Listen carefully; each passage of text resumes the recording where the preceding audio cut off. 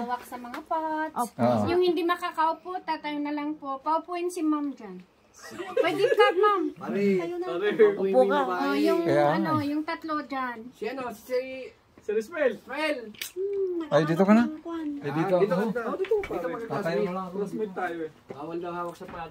Yes, huwag maghawak. Bawal at hindi pa Hindi pa tayo. Ayan, gagagawa pa. Delikado.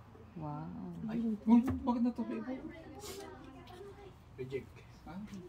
Pare, po ka pare. Sige, dito po yung... Wala na po. Wala na po. Wala na. This is Ismail. Wala, naghahanap ng pan. Naghahanap ng? Sige. Magandang hapon and welcome to the pottery. Ako po si Tessie, isa po sa manggagawa dito. Ang pottery na to, nagsimula po siya ng urong ka nga dyan para hindi naiipit ang kasama mo. Yan. Para ano kasi si Kuya Willie pag grade Yan. 2. Nagsimula siya noong year 2000 by Archie Stapleton. Si Archie ay anak ng Amerikano na napadpad dito in the 1960s. Nakita po niya ang potential ng aming raw materials. Kaya po nung bumalik siya sa States at naging potter, nagbalik ulit siya dito noong year 2000 at itinayo ito for Sagada Community for Alternative Livelihood. So, ang clay namin nanggagaling dito sa Sagada. Ngunit hindi ibig sabihin na kahit saan namin siya makita ay pwede namin kunin.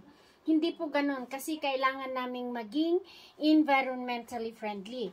Kaya kung saan ang nararapat na kukuhanan, kukuha na po kami ng paramihan, ibababad namin dahil pagkatapos ng babad, kailangan namin siyang salain. Sinasala namin siya ng 2 beses hanggat makuha namin ang consistency of fineness na katulad nito. Sa pottery po, may 3 klase. Meron po tayo yung earthenware. Ito po yung low-fired pottery na katulad ng gawain nila sa vegan, na pwede mong lutuan, lagyan na ng tubig at mga paso-paso. Sa amin po dito, it is called stoneware. It is high-fired pottery. Bagamat hindi siya pwedeng lutuan, ngunit microwavable po siya and very good for food containers. Katulad ng porcelain. Yan. So, ang gawain namin dito, pinapakita namin ang paggawa with the demo fee of 400 pesos for the whole group. Pagkatapos po naman ng demo ko, kung may gustong mag-try, it is paid individually at 100 pesos. So, ang unang-una kong gagawin, isesentro ko muna ang clay with the speed of the wheel and with the pressure from both of my hands. Ito ang centering. Importanteng isesentro natin siya para magandang kakalabsan ng ating gagawing pot. Pag hindi po kasi siya na center, hindi natin siya pwedeng i-shape sa gusto natin. Pagka na-sentro naman po siya, ang unang-unang shape na gagawin natin ay cylinder. Cylinder po at cylinder ang nauuna bago natin siya i-shape to another shape.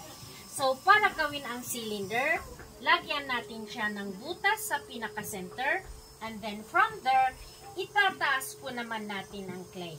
Kung paano natin gagawin yun, i-compress sa ilalim and then we slide our fingers up to the top.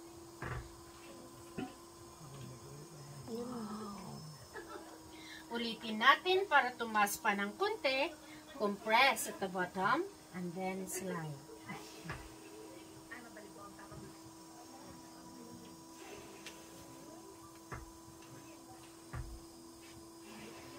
Ito na po ang ating cylinder. Out of this cylinder naman, we are going to shape it to another shape. Sa shaping, ang pressure manggagaling from my inside hand. So, ang gagawin niya, itutulak niya siya palabas habang tinutulak, tinataas dahan-dahan.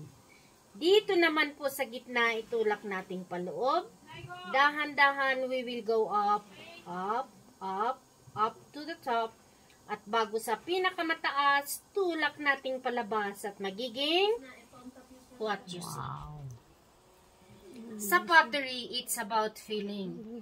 Try to feel how thick or how thin para alam mo kung saan ka hihinto, kailang ka hihinto. Dito, ano yata siya, to the max na siyang napatulak. Dito naman, pwede natin siyang paliitin para magiging sexier naman.